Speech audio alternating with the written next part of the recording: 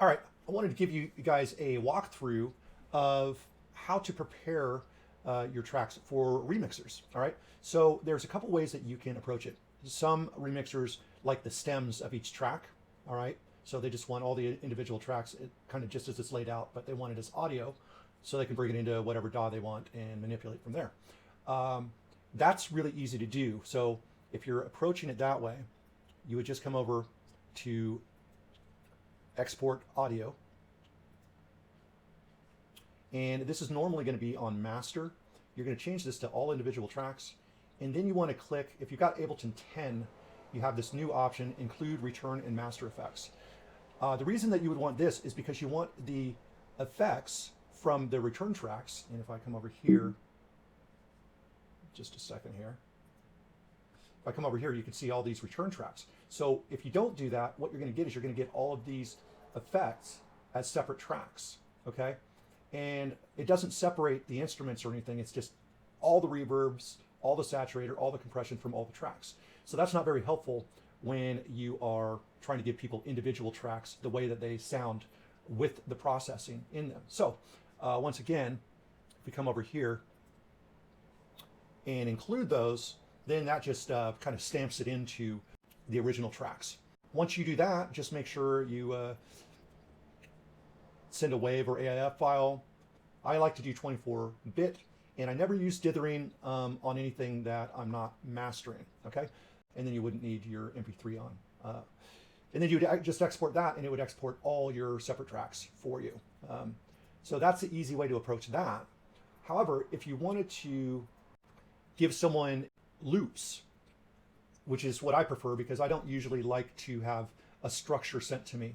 I like to start from scratch and have a bunch of loops and use them as if I'm creating my own new track, all right? So for that, what I would want to do is, say, give people like 16 bars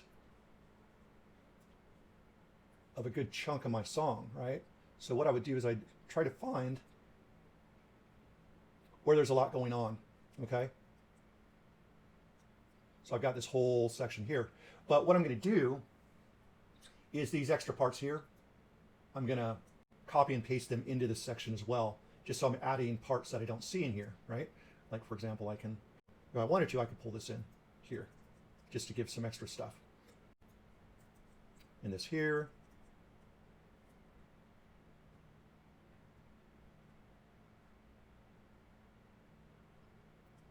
This sort of stuff, you know, you might want to render separately or whatever, you know, these odd sounds or whatever.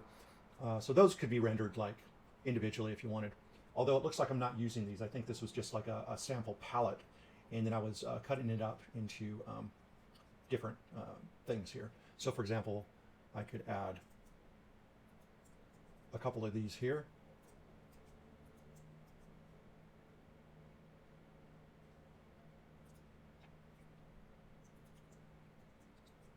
I'll add these here.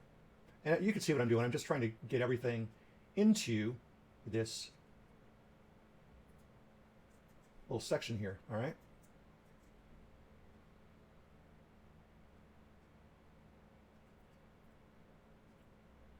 Let's grab 16 bars of this.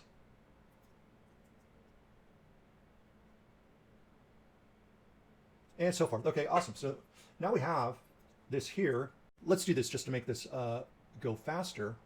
Is I'm going to cut out everything before this section. So I'm hitting Command Shift X, and that removes everything before. And then I'll highlight. And once again, you can hit Control if you are on a PC. So Command or Control Shift X. All right, great. So now we have all of this stuff here, all right? And we can get rid of this as well. Just don't save it, otherwise you're saving over your song. So, you know, just make sure not to do that. All right, so now it's just a simple matter of doing the same thing. You highlight this area here. So you want to make sure this is highlighted. And that way, when you come over to export, and once again, go from master to individual tracks, you want to make sure that the render length is the length that you're making these loops. So in this case, it's 16 bars. So I'm going to hit export, and then we'll do remix loops 16 bars. All right.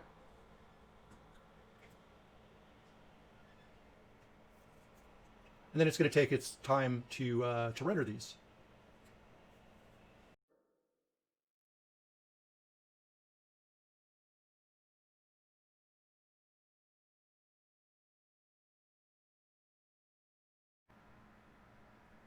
And there we go. Now the whole job is done.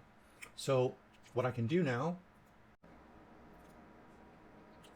I could come over here. Now, full disclosure, I accidentally had all the files rendered on my desktop. So you should definitely create a folder, put it inside, which I just did. But now, inside the folder are all the rendered files. If you come here to kind, that's going to give you all the waves. And then if you don't want these analysis files, you can just delete those. And you're good to go. You can just hand those off to your remixer and ready for remixing. I hope that helps. Have a great one.